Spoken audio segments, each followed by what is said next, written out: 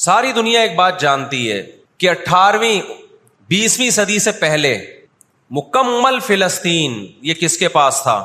بولو بھائی، یہ عربوں کے پاس تھا، مسلمانوں کے پاس تھا، ایک عرب کنٹری تھا۔ کون سے لا اور کون سے قانون کے تحت اس کو یہودیوں کے حوالے کیا گیا؟ زیادہ لمبی بحث نہ کیا کریں، اسے کہیں ماضی کی طرف جاؤ۔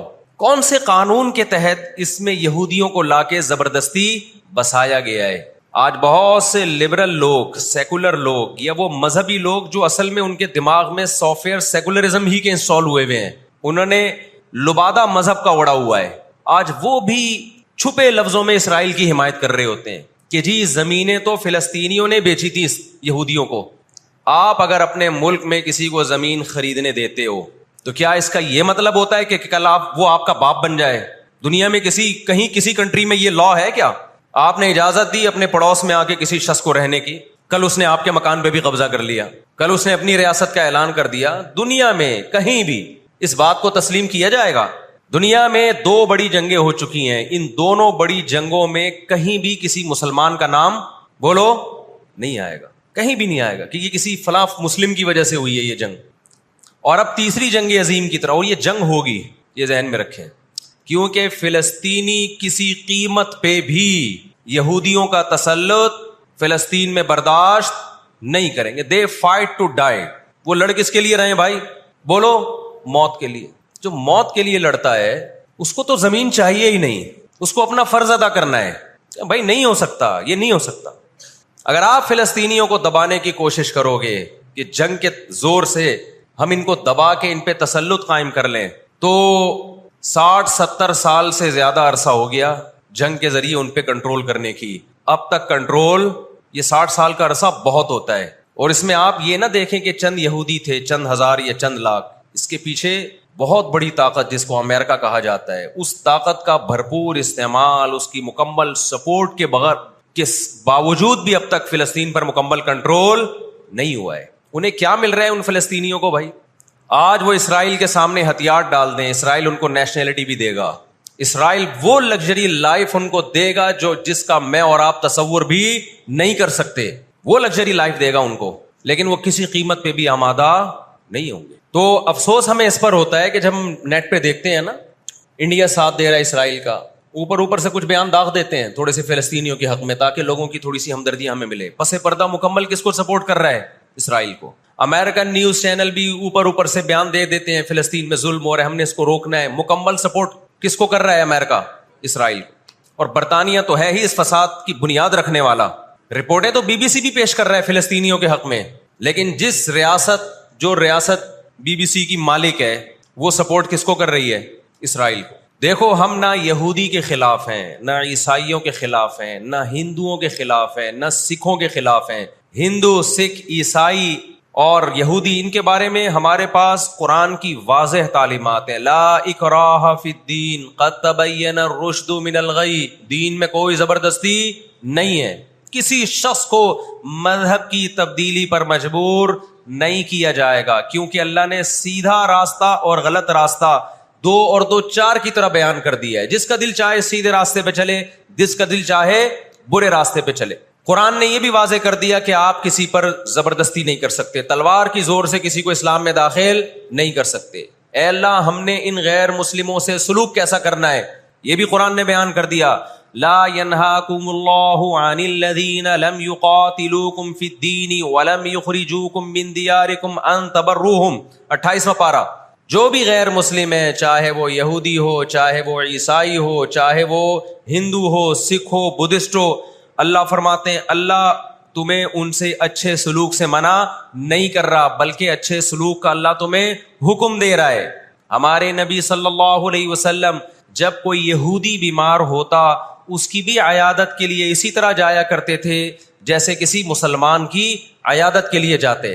ہمارے نبی کی زوجہ ایک یہودی خاندان سے تھیں، وہ اپنے یہودی خاندان کو ہدیے دیا کرتی تھیں، ہمارے نبی صلی اللہ علیہ وسلم نے اس عمل سے انہیں منع نہیں کیا۔ اور آج بھی بہت سارے یہودی اسرائیل کے مسئلے میں فلسطینیوں کے ساتھ ہیں، ان کے حق میں مظاہرے کر رہے ہیں۔ ہماری دشمنی یہودیوں سے نہیں ہے، عیسائیوں سے نہیں ہے، ہماری دشمنی ان یہودیوں سے ہے جو اسرائیل کو سپورٹ کر رہے ہیں۔ آپ اگر قرآن اٹھا کے دیکھیں، اللہ تعالیٰ نے اپنے محبوب ترین پیغمبر موسیٰ کلیم اللہ وقربناہ نجیہ، جن کے بارے میں قرآن کہتا ہے وہ پیغمبر جن کو کوہ طور پہ بلا کے میں ان سے سرگوشیاں کیا کرتا تھا، اس پیغمبر کو اللہ نے اس قوم کی طرف بھیجا. کس قدر ٹینشن دی یہودیوں نے موسیٰ علیہ السلام کو، کیسے معجزے اپنی آنکھوں سے دیکھ رہے ہیں. درجنوں مرتبہ لاٹھی کو سانپ بنتے ہوئے دیکھا، سمندر کو اپنے سامنے دو ٹکڑے ہوتے ہوئے اس قوم نے دیکھا جو آج اسرائیل پہ قبضہ، فلسطینیوں پہ ظلم کر رہی ہے. آج یہودی کیا کہتے ہیں کہ بیت المقدس ہمارا ہے، ہمارے پیغمبر موسیٰ علیہ السلام، ابراہیم علیہ السلام، یعقوب علیہ السلام، اسحاق علیہ السلام، یہ تو سارے ہمارے پیغمبر ہیں، یہ سارے ہمارے پیغمبر ہیں، تو یہ ہمارا قبلہ ہے. یہ قرآن کیا کہتا ہے؟ آپ سورہ بنی اسرائیل اٹھائیں. وَقَضَيْنَا إِلَىٰ بَنِي إِسْرَائِيلَ فِي الْكِتَابِ لَتُفْسِدُنَّ فِي الْأَرْضِ مَرَّتَيْنِ وَلَتَعْلُنَّ عُلُوًّا كَبِيرًا فَإِذَا جَاءَ وَعْدُ أُولَاهُمَا بَعَثْنَا عَلَيْكُمْ عِبَادًا لَنَا أُولِي بَأْسٍ شَدِيدٍ فَجَاسُوا خِلَالَ الدِّيَارِ وَكَانَ وَعْدًا مَسْئُولًا ثُمَّ رَدَدْنَا لَكُمُ الْكَرَّةَ عَلَيْهِمْ وَأَمْدَدْنَاكُمْ بِأَمْوَالٍ وَبَنِينَ وَجَعَلْنَاكُمْ أَكْثَرَ نَفِيرًا إِنْ أَحْسَنْتُمْ أَحْسَنْتُمْ لِأَنفُسِكُمْ وَإِنْ أَسَأْتُمْ فَلَهَا فَإِذَا جَاءَ وَعْدُ الْآخِرَةِ لِيَسُوءُوا وُجُوهَكُمْ وَلِيَدْخُلُوا الْمَسْجِدَ كَمَا دَخَلُوهُ أَوَّلَ مَرَّةٍ وَلِيُتَبِّرُوا مَا عَلَوْا تَتْبِيرًا. اللہ کہتے ہیں ہم نے تمہیں 2 چانس دیے بیت المقدس میں، 2 چانس، 2 دفعہ ہم نے تمہیں بیت المقدس پہ غلبہ عطا کیا، لیکن جب تم نے بدعمالی کی، تم اپنی تاریخ اٹھا کے دیکھو، 2 دفعہ تمہاری بیت المقدس میں دھنائی ہوئی ہے، 2 دفعہ تمہاری پٹائی ہوئی ہے بیت المقدس میں، اور وہ تمہاری بدعمالیوں کی وجہ سے ہوئی ہے. تو یہودیوں کے ہاتھ سے جو بیت المقدس نکلا ہے وہ ہماری وجہ سے نہیں نکلا، وہ کس کی وجہ سے نکلا ہے؟ ان کی اپنی ناشکریاں اور اپنی بدعمالیوں کی وجہ سے نکلا ہے. اللہ نے پھر عیسائیوں کو غلبہ عطا کیا بیت المقدس پہ. دنیا میں 3 مسجدیں ایسی ہیں جو اللہ کی نظر میں بہت مقدس ہیں، اور ان پر حکومت کرنے کا حق، کنٹرول کرنے کا حق اسی کو ہے جو اللہ کے دین برحق کو ماننے والے ہیں. یہ اسلام کی روشنی میں، ایک مسجد حرام، ایک مسجد نبوی اور تیسری مسجد اقصیٰ، یہ اسلام کی روشنی میں. اور دنیا کے قوانین کی روشنی میں بھی دیکھا جائے، ہو سکتا ہے یہودی کہ میں اسلام کو نہیں مانتا، امریکہ کہے میں اسلام کو نہیں مانتا، آپ نہ مانیں اسلام کو، لیکن آپ ریاستوں کے حقوق کے تو قائل ہیں نا.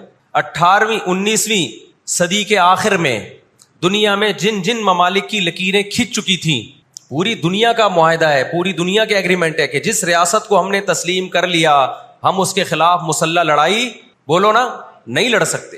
مجھے ایک بات بتاؤ، آج اگر برطانیہ اٹھ کے پاکستان پہ حملہ کرتا ہے، دنیا کس کو برا بھلا کہے گی؟ بولو نا، کیا ہو گیا؟ برطانیہ کو کہے گی نا.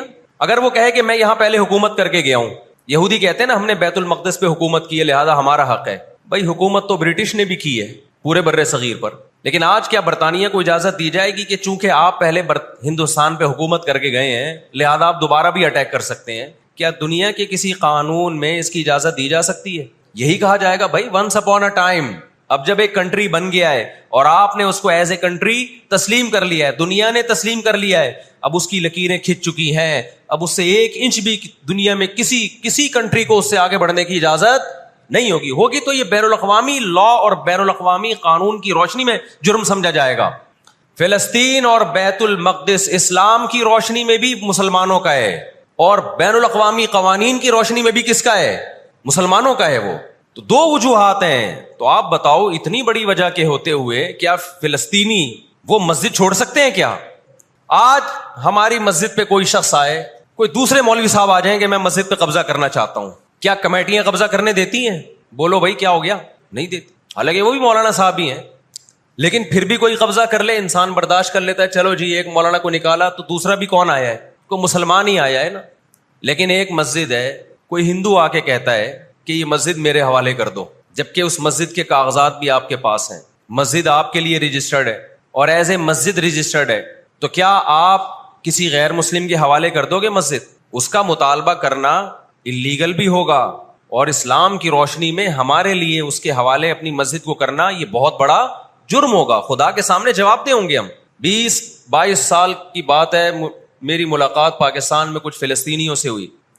ہم نے ان سے پوچھا کہ کیا کہانی ہے، یہ فلسطین کے حالات کیا؟ انہوں نے کہا ہم کسی قیمت پہ بھی 1 انچ بھی یہودیوں کے حوالے نہیں چھوڑیں گے. لن نترک شبرا للذل، ذلت کے لیے ایک بالش بھی ہم ذلیل ہو کر ایک بالش زمین بھی ان کے حوالے نہیں کریں گے ہم. تو وہ تو کٹنے کے لیے تیار بیٹھا ہے بھائی, وہ تو کٹنے کے لیے تیار بیٹھا ہے. کسی نے بڑی پیاری بات کہی ہے, لوگ کہتے ہیں نا کہ ہم سب فلسطین جو ہے وہ یہودیوں کے کنٹرول میں ہے.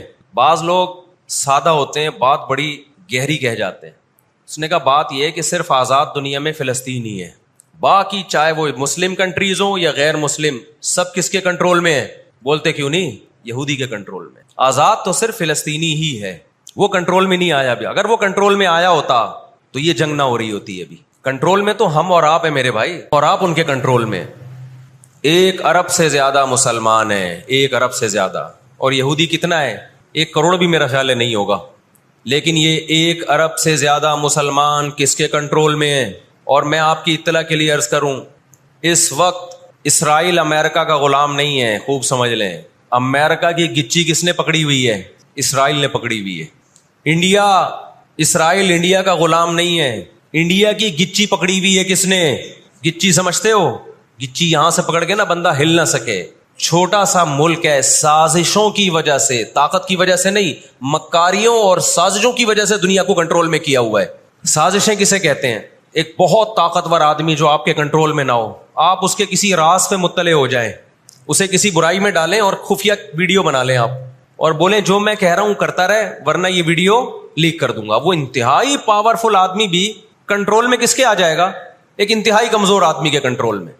یہودیوں پر ان کی بدعمالیوں کی وجہ سے قرآن کیا کہتا ہے؟ غربت علیہم الذلہ, انہوں نے پیغمبروں کو قتل کیا, انہوں نے موسیٰ علیہ السلام کو صرف ستایا نہیں, بے انتہا ستایا. اتنے سارے معجزے دیکھنے کے باوجود انہوں نے عیسیٰ ابن مریم کو اللہ کا بیٹا کہا, عیسیٰ ابن مریم کو معاذ اللہ ولد الزنا کہا, حالانکہ ان کی اپنی کتابوں میں آج تک عیسیٰ ابن مریم کی گواہی, ان کے نبوت کے علامات موجود ہیں.